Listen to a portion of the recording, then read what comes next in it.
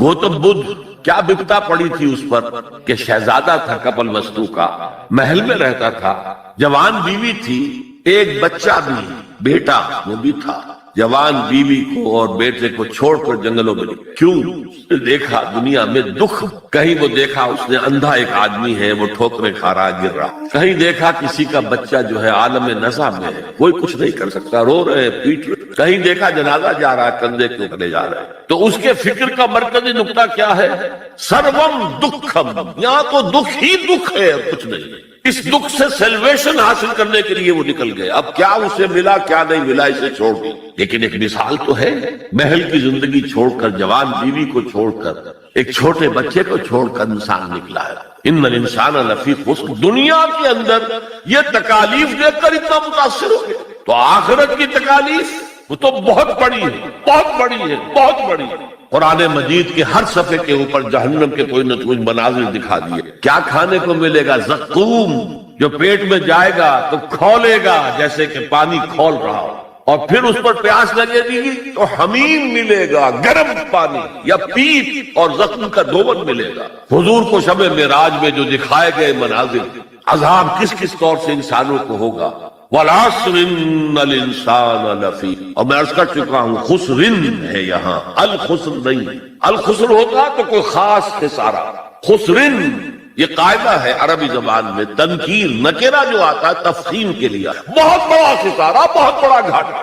اب جو اس سے استثناء کی چار شرائط ہیں، سب سے پہلے ایمان، اب یہاں تو ایک لفظ آیا ایمان، اللہ پر ایمان، رسولوں پر ایمان، آخری رسول اور آخری نبی پر ایمان، کتابوں پر ایمان اور آخری کتاب قرآن پر ایمان، بعث بعد الموت پر ایمان، حساب کتاب پر ایمان، جزا و سزا پر ایمان، جنت اور دوزخ پر ایمان، یہ ایمانیات ہے۔ میں نے عرض کیا تھا یہ ایک عنوان ہے، کتنی لمبی لمبی بحثیں قرآن مجید میں ان میں سے ہر ایک چیز کے بارے میں آئی ہیں مکی سورت، لیکن اس وقت جو بات میں آپ کو بتانا چاہتا ہوں، وقت کم ہے، اس ایمان کے دو لیول سمجھ لیجئے، یا دو قسمیں سمجھ لیجئے، یا دو ایسپیکٹس، اور یہ مجھے امید ہے کہ بہت سے حضرات نے بچپن میں یاد کیا ہوگا، ایمان مجمل، آمنت باللہ کما ہوا باسمائہ و صفاتہ و قبلت جمیع احکامہ، اقرار باللسان و تصدیق بالقلب۔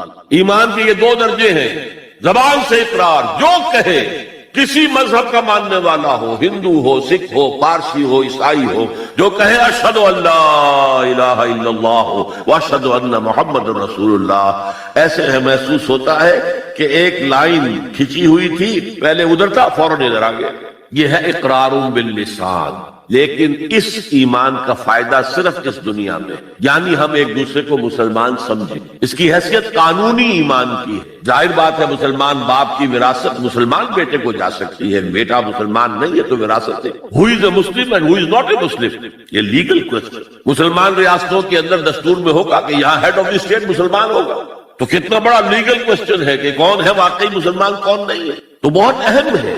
لیکن اس کا سارا معاملہ اس دنیا تک ہے کہ ہم ایک دوسرے کو مسلمان سمجھیں۔ میں اپنی بیٹی نکاح میں دے سکتا ہوں کسی مسلمان۔ اصل ایمان کیا ہے؟ تصدیق بالقلب، جب دل میں اتر جائے، دل میں کھپ جائے، وہ ہے اصل ایمان۔ ہم دنیا میں اس کو زیر بحث لا نہیں سکتے، ہمارے پاس کوئی آلہ نہیں ہے دل میں اتار کر دیکھ لیں ایمان ہے کہ نہیں ہے، کوئی نہیں۔ الیکٹروکارڈ کر لیے یہ تو پتہ چل جائے گا کہ اس میٹنگ کے اندر کچھ جو ہے ریگولیرٹی ہے، اینجیو پلاسٹی کر لیجئے، معلوم ہو جائے گا کہ اتنی وینز بلاکڈ ہے، بس دل میں ایمان ہے یا نہیں، اس کا کوئی ذریعہ ہمارے پاس نہیں۔ لہذا دنیا میں ہم ایمان پر بحث ہی نہیں کر سکتے، ہم کسی کے بارے میں یہ نہیں کہہ سکتے یہ صاحب ایمان ہے اور یہ نہیں ہے۔ ہاں مسلمان ہے تو مسلمان کے جو حقوق ہیں وہ اسے ملیں گے، وہ فاسق بھی ہو تو مسلمان ہے، فاجر بھی ہو تو مسلمان ہے، متقی ہو تب بھی مسلمان ہے، نیک ہو عبادت گزار ہو تب بھی مسلمان ہے، اور لیگلی اور کانسٹیٹیوشنلی ان میں کوئی فرق نہیں ہے۔ المسلم کفر لکل مسلم، امام ابو حنیفہ رحمۃ اللہ علیہ کا قول بہت اہم ہے۔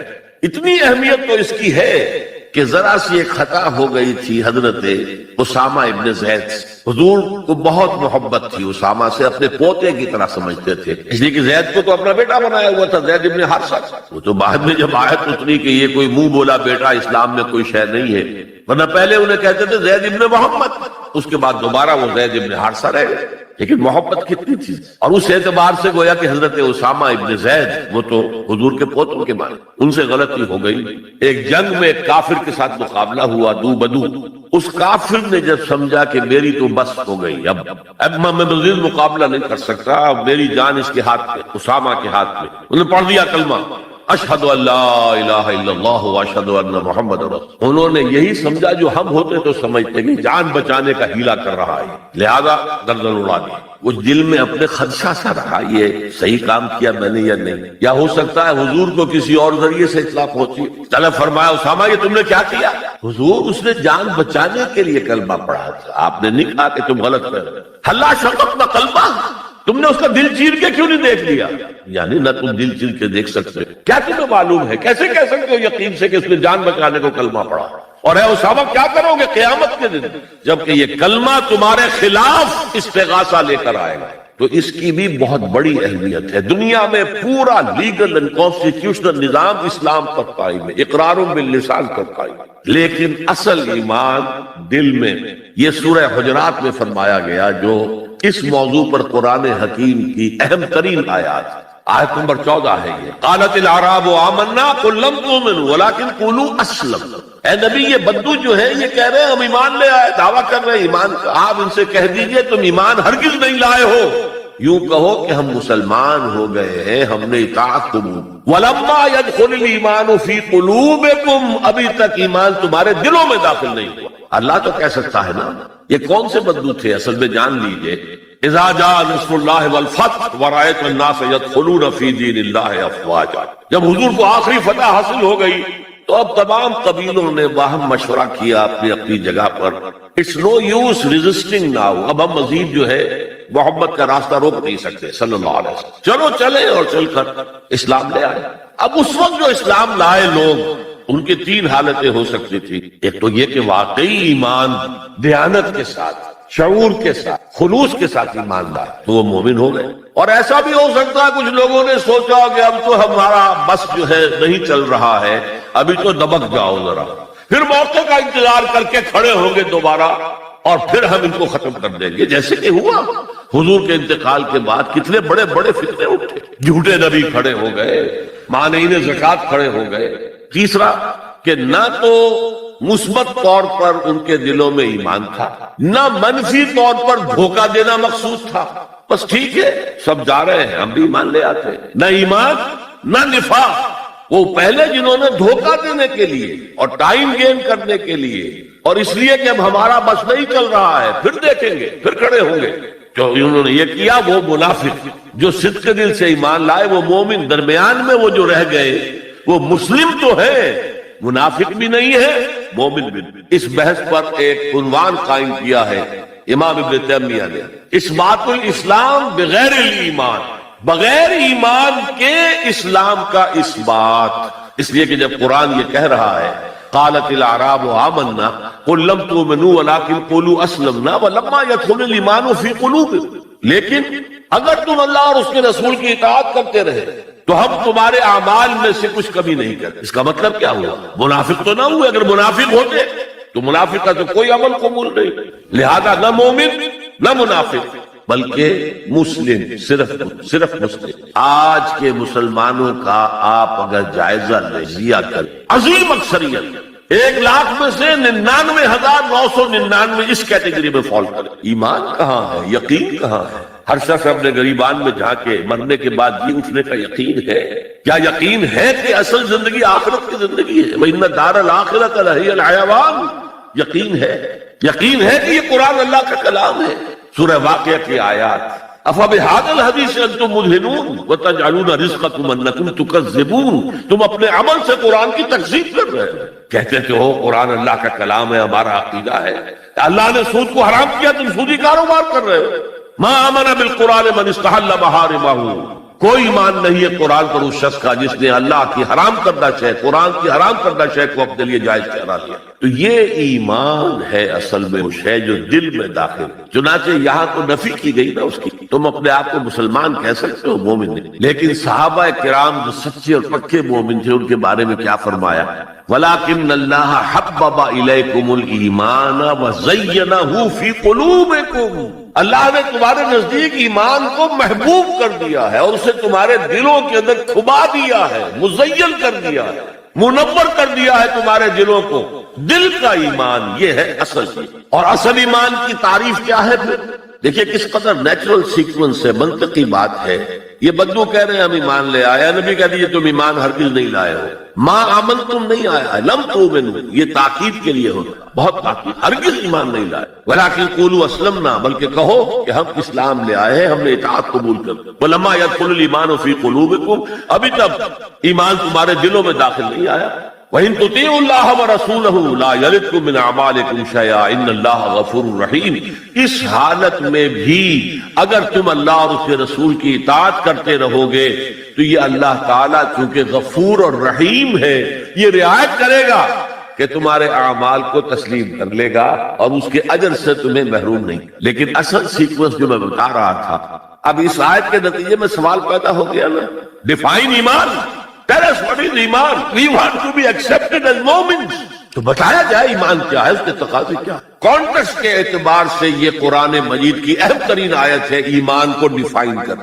انما المؤمنون الذین آمنوا باللہ ورسولہ ثم لم یرتابوا وجاہدوا باموالہم وانفسہم فی سبیل اللہ، مومن تو صرف وہ ہے جو ایمان لائے اللہ پر، اس کے رسول پر، پھر شک میں ہرگز نہیں پڑے، یقین کی کیفیت ہو گئی۔ ابھی آپ نے سورہ تکاثر سنی تھی، عین الیقین، علم الیقین، ایک تیسرا درجہ اور ہے حق الیقین۔ یقین کے بھی 3 درجے ہیں، معمولی بات نہیں ہے۔ ایک ہے حدیث میں جسے کہا گیا احسان، حضرت جبرائیل نے حضور سے پوچھا اخبرنی عن الاحسان، آپ نے فرمایا ان تعبد اللہ، ایک روایت میں ان تعمل للہ ہے، تیسری روایت میں ان تخشى اللہ کانک تراہ فإن لم تکن تراہ فإنہ یراک۔ احسان یہ ہے کہ تم اللہ کی عبادت کرو یا اللہ کے لیے عمل کرو، بھاگ دوڑ کرو، یا اللہ کا خوف تمہارے دلوں میں ہو، اس طرح گویا کہ تم اللہ کو اپنی آنکھوں سے دیکھ رہے، یہ احسان ہے، یقین کا وہ درجہ۔ تو انما المؤمنون الذین آمنوا باللہ ورسولہ ثم لم یرتابوا، پھر انہوں نے شک ہرگز نہیں کیا، وجاہدوا باموالہم وانفسہم فی سبیل اللہ، اور پھر جہاد کیا انہوں نے اپنے مالوں کے ساتھ، اپنی جانوں کے ساتھ اللہ کی راہ۔ یہ ذرا تفصیل طلب مسئلہ ہے، جہاد سے مراد کیا ہے، کسی اور موقع پر انشاءاللہ اس پر روشنی ڈالوں، لیکن اس وقت موضوع کے اعتبار سے کیا بات تھی کہ ایمان کے 2 درجے ہیں۔ ایک ایمان قانونی ہے جو اقرار باللسان پر مبنی، ایک ایمان حقیقی ہے جو قلبی یقین سے عبارت۔ اب ایک نیا مسئلہ سامنے آتا ہے، آیا اعمال ایمان کا حصہ ہے یا ایمان پر مستزاد کوئی حقیقت ہے اعمال صالحات؟ کیونکہ اگلی شرط کیا ہے، وَعَمِلُوا الصَّالِحَاتِ إِلَّا الَّذِينَ آمَنُوا وَعَمِلُوا الصَّالِحَاتِ۔